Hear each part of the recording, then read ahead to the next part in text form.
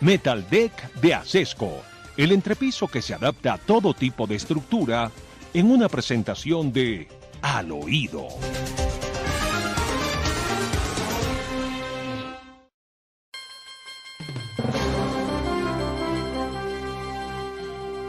Les decíamos en estos días a nuestros oyentes, querido Emar, que el señor Nicolás Petro, hijo de Gustavo Petro, pero que él prácticamente desconoce y dice que él no lo crió, que no lo crió, que no lo tengan en cuenta porque eso no es crianza suya, estaba desaparecido. Pues apareció Gustavo Petro y fue a la Asamblea del Atlántico, de la cual es miembro. Sí, señor. Es miembro y entonces allá apareció, parece que acusando ahora a todo el mundo. Es decir, apareció botando rayos y centellas por todas partes. Cuéntenos. Molesto, muy molesto por lo que ha pasado en el país. Él dice que lo quieren destruir y obviamente que él se va a defender y que nada de lo que se dice es cierto respecto, pero además nada de lo que se dice, pues es lo que se ha dicho es que recibió dinero, además con prueba de su ex esposa, que mostró unos chats, unas conversaciones donde se probaba, o por lo menos se puede evidenciar, doctor Fernando, que efectivamente recibió dinero de gente como López Sierra, el hombre Malboro, quien duró 18 años en los Estados Unidos por lavado de activos. Eso es lo cierto. Él dice que hay una cantidad de invenciones alrededor de su tema y que él va a demostrar que es inocente. Escuchemos parte de lo que dijo y anunció en la Asamblea de Atlántico el día de ayer. Los señalamientos lanzados sobre mí no es más que una estrategia diseñada para destruir mi carrera política y aún más grave, destruirme como persona. Sin embargo, sé de mi inocencia, confío en la justicia, confío que seré tratado por los entes correspondientes con total objetividad y allí ratificaré mi inocencia. Muchas gracias, señor presidente. Muy bien, ratifique su inocencia en la que no cree ni siquiera su papá, ¿no? Su papá que niega haberlo criado, porque está muy mal criado. El señor Nicolás Petro, que recibió dinero del hombre Marlboro, de un hombre condenado y que purgó 18 años de prisión en los Estados Unidos. No condenado a 18 años, fue condenado a más de 20. Le redujeron la pena, seguro, por buena conducta en la cárcel y volvió con mucho dinero porque tuvo como regalarle a Nicolás Petro una suma gigantesca, 600 millones de pesos en dinero en efectivo. ¿Eso es verdad o es mentira? Y están las pruebas, y están los videos, y está el dinero, y está la casa que compró. Bueno, pero en fin, volvió Gustavo Petro. Esa es la noticia que les tenemos. Y para no irnos del lado de Nicolás Petro, lo cierto, doctor Fernando, es que la Sala Plena del Consejo Nacional Electoral este 14 de marzo estudió y dejó lista la resolución que fue aprobada donde se ratifica la sanción contra Nicolás Petro y contra Máximo Noriega, quien también está involucrado en todo este proceso, por irregularidades en el manejo de dinero para la campaña de la gobernación en Atlántico en el 2019. El Consejo Nacional Electoral encontró que no se reportó el ingreso de más de 170 millones de pesos que entraron a la campaña y por eso se ratificó la sanción por haberse administrado los recursos de campaña de manera parcial en la cuenta única bancaria en las elecciones que se llevaron a cabo el 27 de octubre del año 2019. Muy bien, muy bien. De manera, pues, que esa es la historia del hijo malcriado de Gustavo Petro. Fue sancionado por el Consejo Nacional Electoral, se ratificó la sanción por mal manejo de recursos, lo que estaba haciendo también con la campaña de su papá, recibiendo recursos para la campaña y robándoselos, invirtiéndolos en lo que sería su casa propia, según dijo su ex esposa. Pero además eso da cuenta, doctor Fernando, de la forma en cómo manejaron los dineros de la campaña, ¿no? Porque, claro, cómo entra la plata porque alguien se las entregó y termina la plata convertida en un penthouse o termina la plata en qué cosas. Bueno, excelente la intervención de Alberto Bernal con nosotros, demostrando la locura que sería obligar a los fondos de pensiones a que trajeran su dinero del exterior y que lo invirtieran en pesos colombianos porque la inversión es mucho más segura. Ese hombre es un disparatado completo. Que ese hombre no le crea las cifras, pero que ahí están. Alberto Bernal las decía. Las bolsas de valores en los Estados Unidos, en Colombia, perdón, han perdido 21% desde que Gustavo Petro está de presidente. Es decir, si usted tenía 100 pesos en la bolsa de valores, hoy tiene 79. Cuando en las bolsas de valores de los Estados Unidos, que supuestamente son tan riesgosas según Petro, han ganado 10. La diferencia es de 31. Quiere arruinarnos, quiere arruinar a todos los jubilados de Colombia. Cuidado con eso, porque ese hombre, su Quiere, desesperación no le queda lejos nada. quiere el dinero porque recuerde usted, ya lo había anunciado, es el mismo proceso primero de la Argentina, ¿no? Donde con la excusa, es que son exactamente iguales, doctor Fernando, con la excusa de una crisis económica mundial, traen el portafolio, evitan esos negocios internacionales que hay con los ahorros de los pensionados y que están produciendo, que producen unos rendimientos para traerlos al país. En el caso de Gustavo Petro, él ha insistido en la necesidad de que un porcentaje de esas ganancias de los ahorradores colombianos, de la plata de su pensión, que es plata del colombiano, no de Gustavo Petro ni de su gobierno, termine en los bolsillos de personas que no lograron una pensión de jubilación. Eso lo ha dicho hasta el cansancio. Y ahora, con base en lo que él ha llamado la crisis mundial y la crisis de los bancos en los Estados Unidos, dice él, hay que traer el dinero para poderlo invertir en Colombia. De hecho, salió su senadora del Pacto Histórico de la Comisión Tercera a decir, doña Clara López, a decir, tiene razón, hay que traer la plata, esos miles de millones de pesos que hay allá en Estados Unidos, traerla a Colombia para invertirla en este país y darle más empleo a la gente y darle liquidez y mejorar la economía colombiana. Lo que pasa es que Colombia, doctor Fernando, reporta la segunda moneda con mayor devaluación en América Latina. Entonces no creo que sea una buena idea traer a un país tanto dinero donde no hay estabilidad económica, porque lo ha probado. Las decisiones de Gustavo Petro han sido terriblemente arrevesadas para el interés de los inversionistas. Si no, estaríamos llenos de inversionistas y el dólar no estaría seguramente donde está. La segunda devaluación porque le gana solamente la Argentina, que es especialista en maxi devaluaciones. En fin, ese es el tema, pues. Cuidado con las pensiones de jubilación. Es el patrimonio de 18 millones de colombianos o de familias colombianas, porque pues nadie tiene su pensión de jubilación para él solo, sino para su familia. Son 18 millones de familias colombianas. Hágame el favor. Bueno, el caso de Álvaro Moisés Vinco, que propone el cambio. Embajador Minco, a duras penas tiene bachillerato. No se ha graduado en nada. ¿Vio la hoja de vida? Sí, claro, doctor Fernando. Vi la hoja de vida de este señor que ahora es el embajador de Colombia ante México. Increíble lo que hemos llegado. Un hombre que nos cuesta, si sumamos todo lo que se le paga y los honorarios que tiene, nos cuesta casi 50 millones de pesos al mes. Cuesta el embajador en México. Y es un hombre que no ha podido acreditar primero título profesional, porque estudió 9 semestres de ciencia política, es lo que ha dicho. Dice él, dice. Sí, sí, sí, sí. Yo no vi la prueba. Es lo que hay, es lo que hay de lo que él ha firmado. No se sabe que pueda hablar 2 idiomas. Se sabe obviamente que habla español, no se sabe que pueda hablar inglés. También habrá que decirlo, bueno, sí, en la hoja de vida dice que estuvo hasta 9º semestre, para claridad de todos.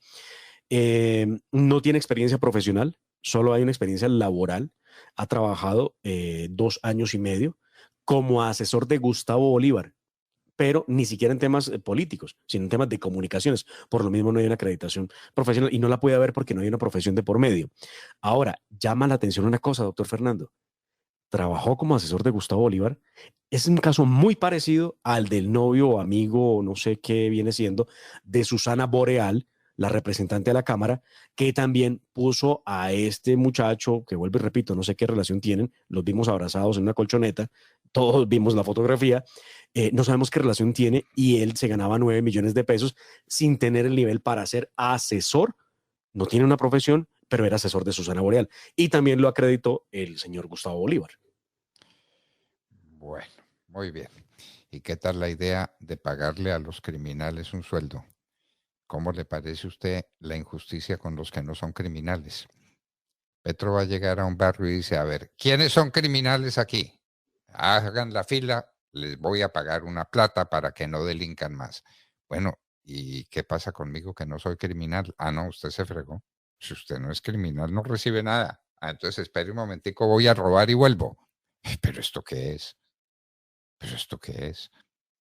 Definitivamente, el señor Petro es una locura y los mercados internacionales toman nota y dicen, a ese hombre no le creemos y por eso no le prestan la plata. Los fondos de inversión en los Estados Unidos liquidaron sus inversiones en dólares, en TES. La liquidaron porque le tienen terror a Gustavo Petro, porque creen que Colombia, que ha cumplido siempre puntualmente sus obligaciones internacionales, las dejará de cumplir. No porque no quiera, sino porque no pueda con las hazañas de este sujeto de Gustavo Petro, ¿no? Muy bien. Pues a propósito del anuncio de Gustavo Petro, escuchémoslo, desde Guatemala le han dado respuesta por todos los medios, mientras Nayib Bukele mete a la cárcel a los criminales, Gustavo Petro les propone pagarles para que no sigan delinquiendo. Escuchemos qué fue lo que dijo el presidente de Colombia. Dejen de robar, pagamos como con el presupuesto lo que usted obtendría robando. Generalmente esos jóvenes ya tienen hijos, ya tienen novia, ya tienen relación matrimonial casi de facto. La única condición es que estudien y que hagan un trabajo social en el barrio. Listo. Qué maravilla. Qué maravilla. Dejen de robar los que están robando. Les repito, una injusticia con los que no roban. Y entonces dedíquense a robar los que nunca han robado. Claro, porque para les van a poderse ver. poner sueldo. Claro. Les van a poner sueldo con la plata de los colombianos honrados, que son los que pagan los impuestos, o los que pagamos los impuestos para ser más exactos. Ave María, por Dios. Bueno, sigue agarrado Petro con El Salvador y con el presidente de El Salvador y con las personas que acompañan al presidente de El Salvador, que ha reducido dramáticamente sus niveles de violencia y de criminalidad.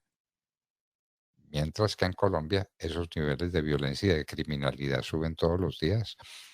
Temar, lo que está pasando en Antioquia es muy grave.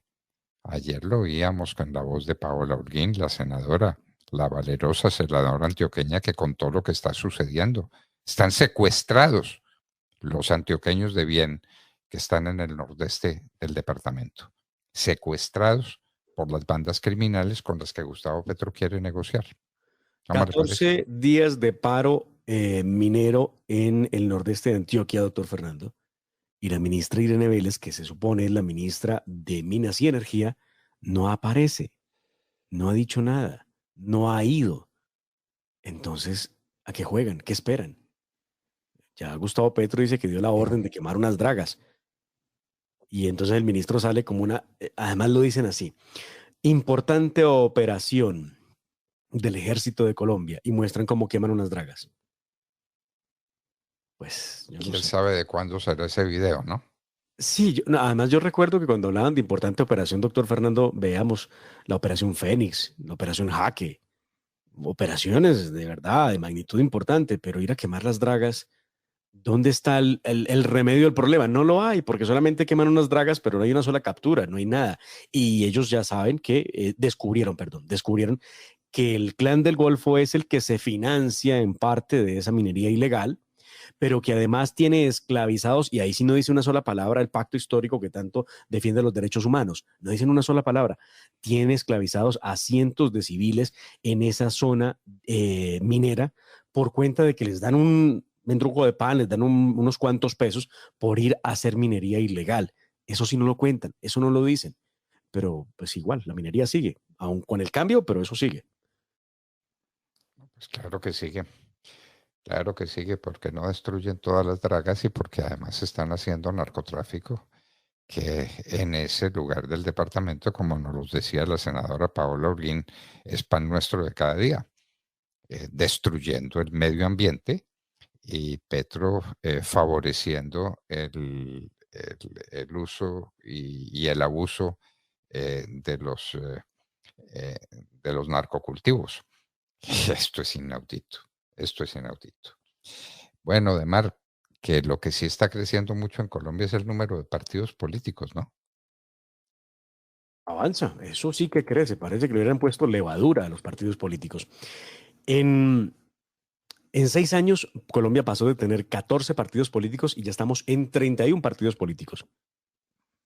Muchos de ellos, una gran mayoría, más de la mitad, son partidos políticos de izquierda.